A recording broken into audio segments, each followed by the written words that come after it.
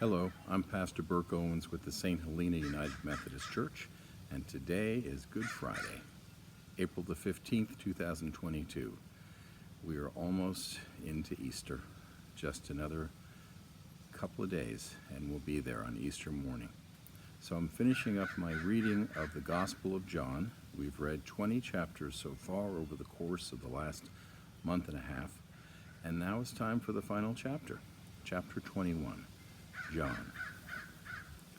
After these things, Jesus showed himself again to the disciples by the Sea of Tiberias. And he showed himself in this way. Gathered there together were Simon Peter, Thomas called the twin, Nathanael of Cana in Galilee, the sons of Zebedee, and two others of his disciples. Simon Peter said to them, "I am going fishing." They said to him, "We will go with you."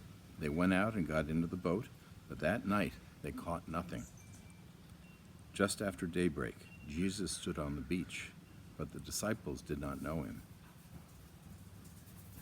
Jesus said to them, "Children, you have no fish, have you?" They answered him, "No." He said to them, "Cast the net to the right side of the boat, and you will find some." So they cast it, and now they were not able to haul it in because there were so many fish. That disciple whom Jesus loved said to Peter, "It is the Lord." When Simon Peter heard that it was the Lord, he put on some clothes, for he was naked, and jumped into the sea. But the other disciples came in the boat, dragging the net full of fish, for they were not far from the land, only about 100 yards off. When they had gone ashore, they saw a charcoal fire there, with fish on it and bread. Jesus said to them, "Bring some of the fish that you have just caught." So Simon Peter went on board and hauled the net ashore full of large fish, 153 of them. And though there were so many, the net was not torn. Jesus said to them, "Come and have breakfast." Now none of the disciples dared to ask them, "Who are you?" because they knew it was the Lord. Jesus came and took the bread and gave it to them and did the same with the fish. This was now the third time that Jesus appeared to the disciples after he was raised from the dead. When they had finished breakfast, Jesus said to Simon Peter, "Simon, son of John, do you love me more than these?" Peter said to him, "Yes, Lord, you know that I love you." Jesus said to him, "Feed my lambs." A second time he said to him, "Simon, son of John, do you love me?" He said to him, "Yes, Lord, you know that I love you." Jesus said to him, "Tend my sheep." He said to him the third time, "Simon, son of John, do you love me?" Peter felt hurt because he said to him the third time, "Do you love me?"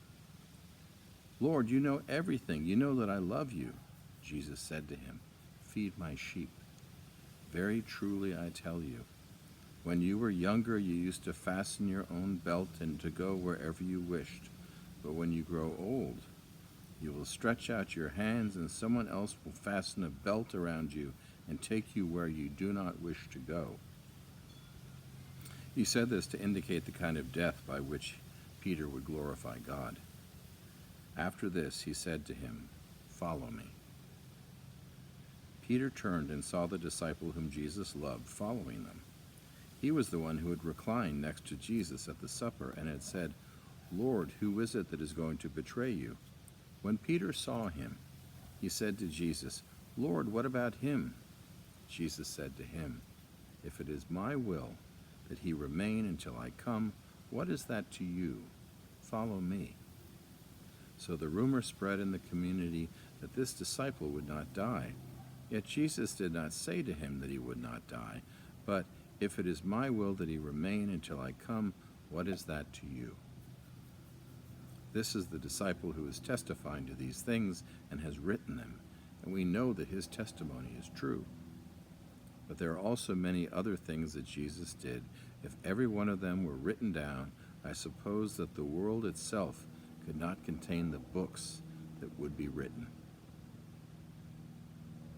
And that's the end of the 21st chapter of John. Some say this final chapter was written after the first 20 chapters as an extra chapter. But in any case, God bless you. Have a wonderful Easter. May the risen Christ illuminate your life and bring you joy and peace. And may this time that the world that we're living in, may great peace come to the world. May the tempers and angers of leaders and of humanity in general be softened.